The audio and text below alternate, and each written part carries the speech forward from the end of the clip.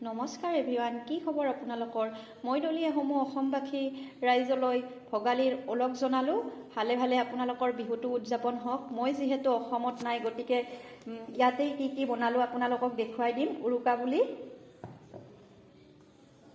এয়া দেখিছে cute cute chicken pakora.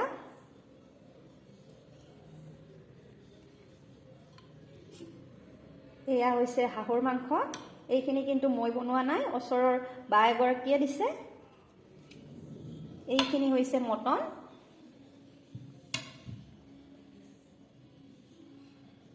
এইখিনি হৈছে সালাড, মই ৰেডি কৰি ৰাখিছোঁ। এইখিনি হৈছে ৰঙালাওৰ লগত মাছ। এইখিনি হৈছে দালিত মুলি কাটি দিছোঁ।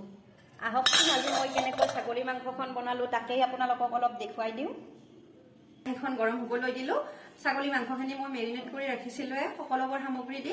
একো পেকেটিং মছলা ব্যৱহাৰ কৰা নাই, সকলো ঘৰতে বনোৱা মছলা, ধনিয়াৰ গুড়ি, জিৰাৰ গুড়ি, জলকীয়াৰ গুড়ি, পিঁয়াজ, তেল, নিমখ, হালধি দি সানি ৰাখিছিলোঁ।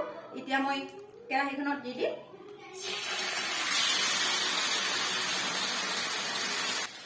দেখিছেনে, তাত গোটা নহৰুও দি দিছোঁ মই। ভালকৈ ভাজি থাকিম এতিয়া। দেখিছেনে, মাংসৰ পৰা তেল নিগৰিবলৈ ধৰিছে। 4টামান আলু কাটি থৈছিলোঁ, এতিয়া এই আলুখিনি দি দিম।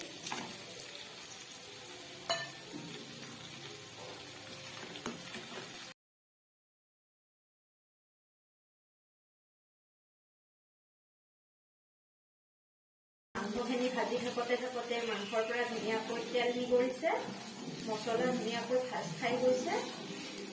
এতিয়া অকণমান গৰম পানী দি দিম। এয়া গৰম পানী এড কৰিলোঁ।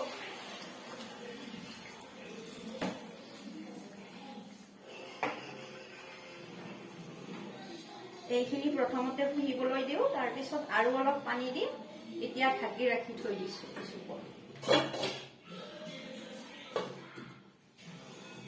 জুইত দুবাৰমান পানী দি মাংসখিনি সিজাই লৈছোঁ। যিহেতু ছাগলী মাংস সিজোতে টাইম লাগে, সেই গতিকে এতিয়া ধুনীয়াকৈ সিজি গৈছে।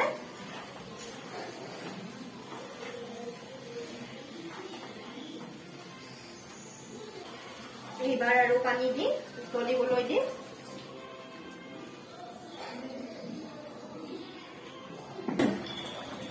আঞ্জাখন নমাব পৰা হৈ গ'ল। এতিয়া কেঁচা জলকীয়া দি দিম, গৰম মছলা এইখিনি দি দিম।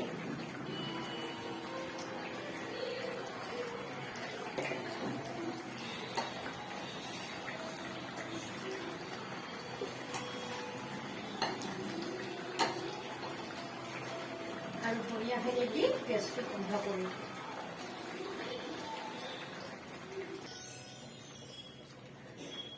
আঞ্জাৰ কালাৰটো দেখিছেনে, দেখিবলৈ কিমান ধুনীয়া হৈছে।